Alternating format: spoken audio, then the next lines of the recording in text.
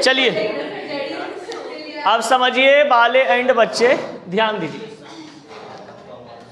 यूरेथा हम लोग कहते हैं, यूरेथा को क्या बोला जाता है? मूत्र मार्ग, यानी कि मेल का जो मूत्र मार्ग होते हैं उसको हम लोग क्या बोलते हैं? यूरेथा। अब देखा जाए अनुज, ध्यान दीजिए।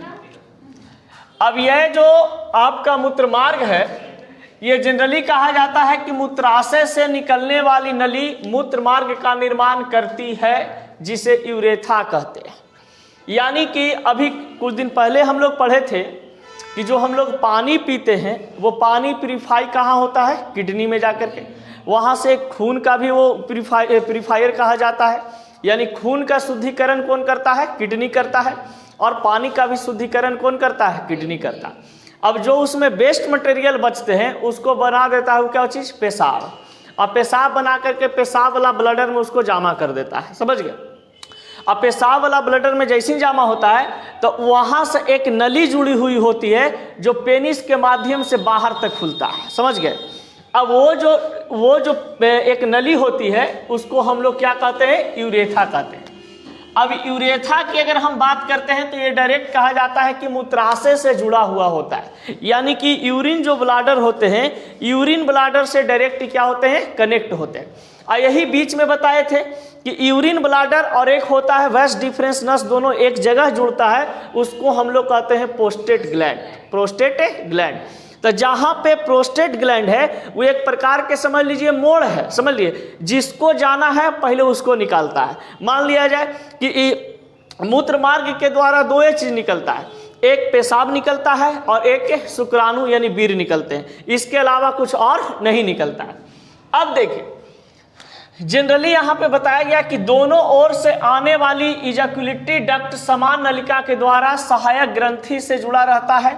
यूरेथा मूत्र मार्ग की ओर बढ़कर पेनिस के मध्य भाग से होता हुआ बाहर की ओर खुलता है। हम लोग आगे पढ़ेंगे कि पेनिस जो होता है वो जनरली कहा जाता है, मान लिया जाए कुछ पेनिस इस तरीका से है।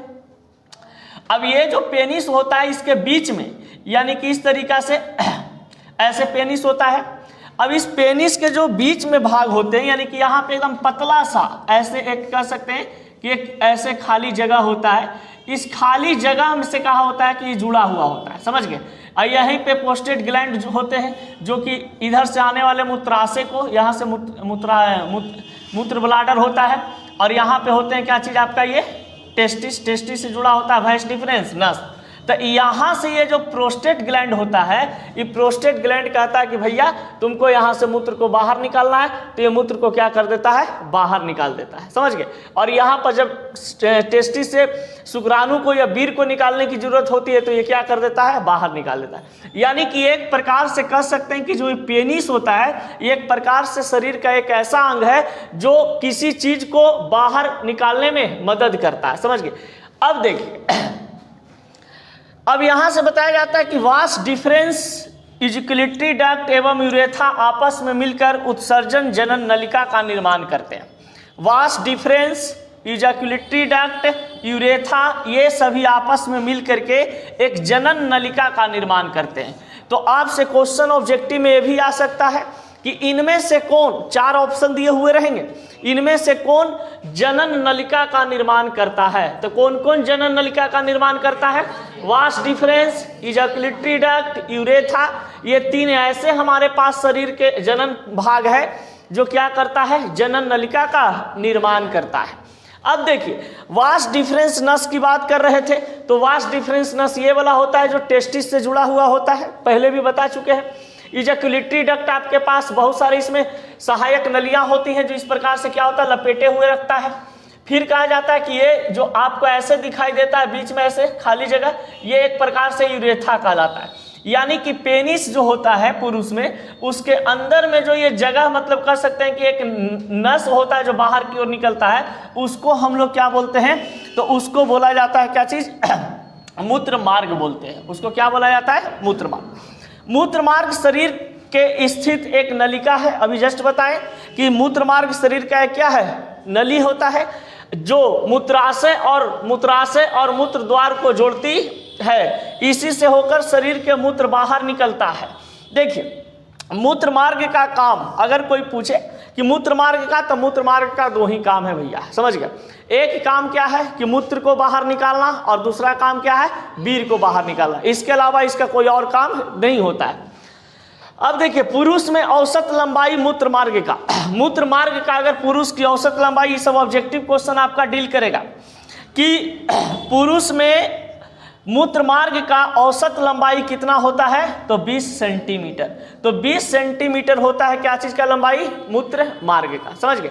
अब इससे रिलेटेड कुछ और जो ऑब्जेक्टिव क्वेश्चन बनते हैं उसको यहाँ पे हम लोग लिखवाते हैं। चलिए देखिए, जनरली अगर हम यूरेथा की बात करते हैं तो जरा साहब समझिएगा बाबू बढ़िया से, यहाँ पर इस तरीका से कहा जाता है,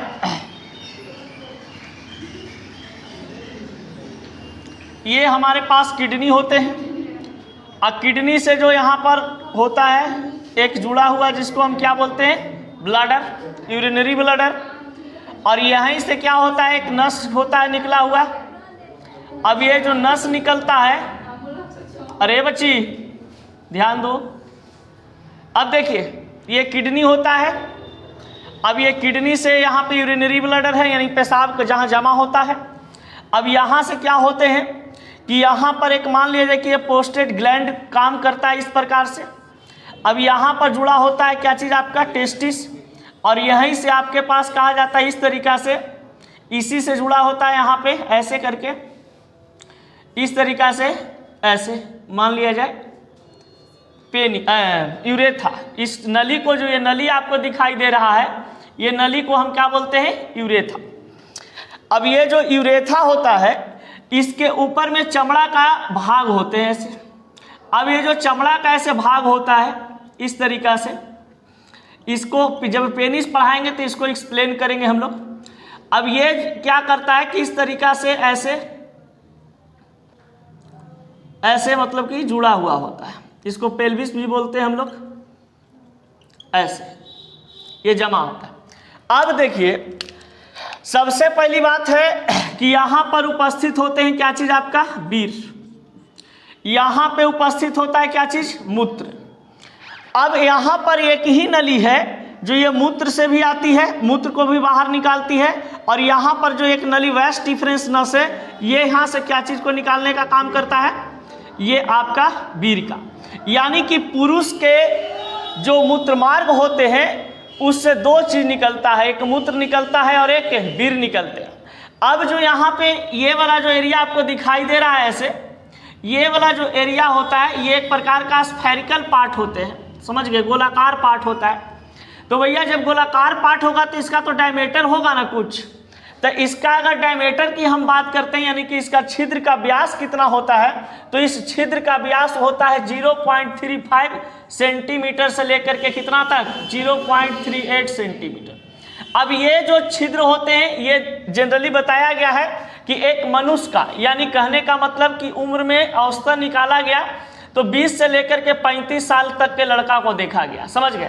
तो 20 साल से 35-40 साल तक के लड़का को देखा गया ऐसा चीज पुरुषों में, तो देखा कि 0.35 से 0.38 होते हैं। अब देखिए, जब ये बच्चा छोटा होता है तो उसमें कहा जाता है क्या चीज, कि उसका जो ये डायमीटर होते हैं यूरेथा का, वो कम होता है, समझ गए। एज जैसे जैसे बढ़ते जाता है उसका छिद्र का आकार भी क्या होते जाते हैं, बड़ा होते जाता है, समझ गए।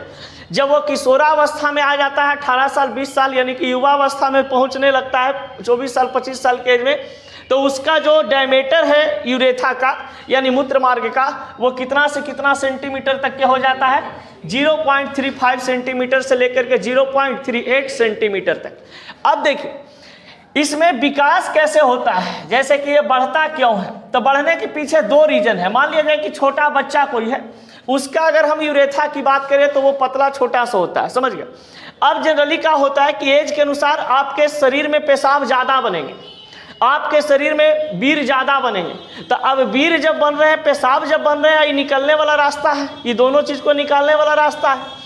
अब ये दोनों जब निकलता है तो देखते हैं कि कोई भी चीज को अगर ज्यादा उसमें यूज किया जाता है तो उसमें कोई भी फैलाव हो जाता है।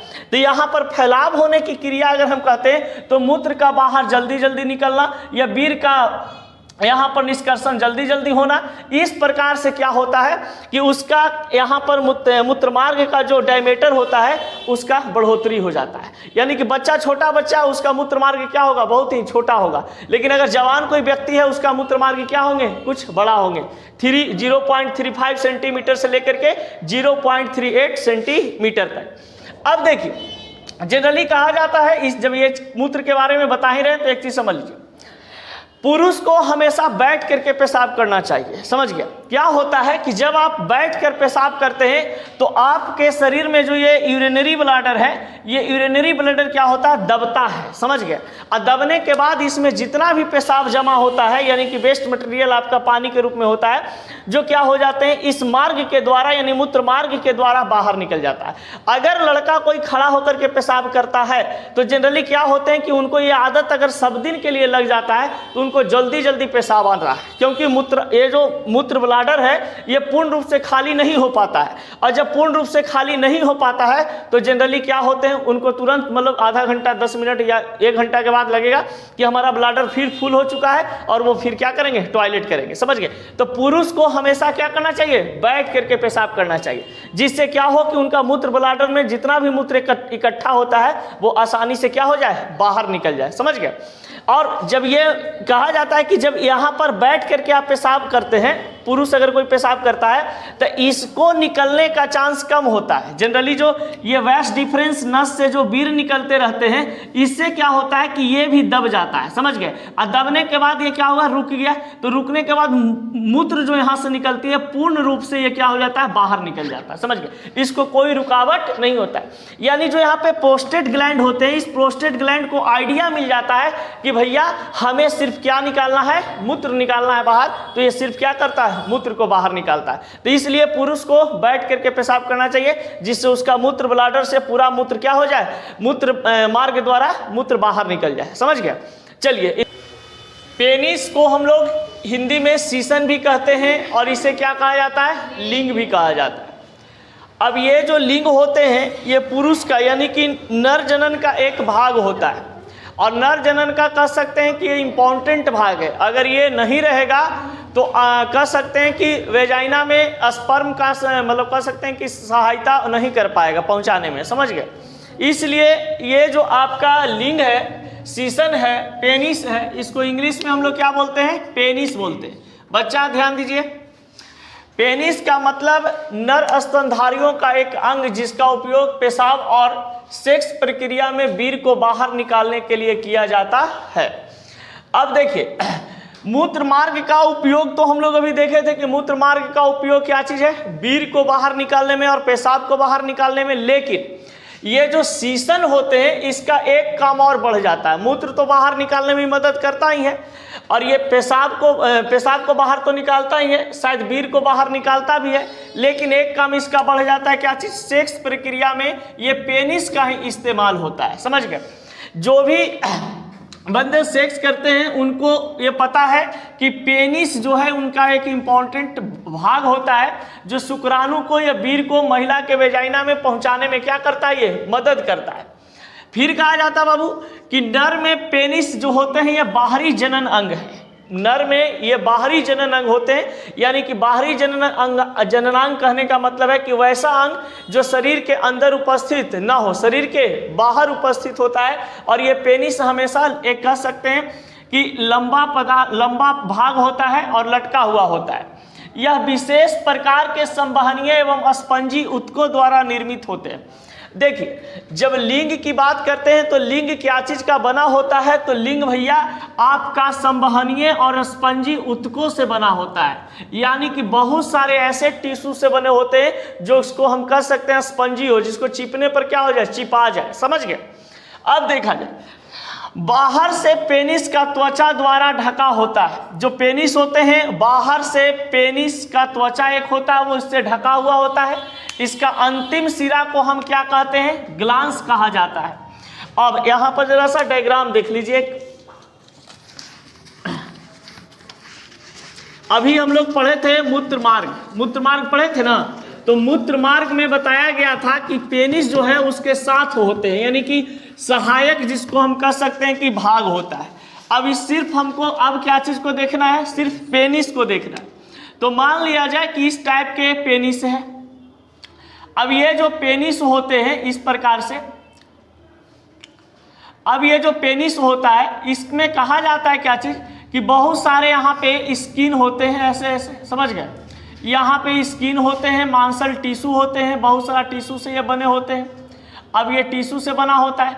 फिर भी क्या होता है कि ऊपर में एक और चमड़ा ढीला नुमा कह सकते हैं कि ढीला नुमा चमड़ा से ये क्या होते हैं, ऐसे ये ऊपर की ओर मतलब ऐसे ढीला चमड़ा रहता है, उसे घिरा होता है।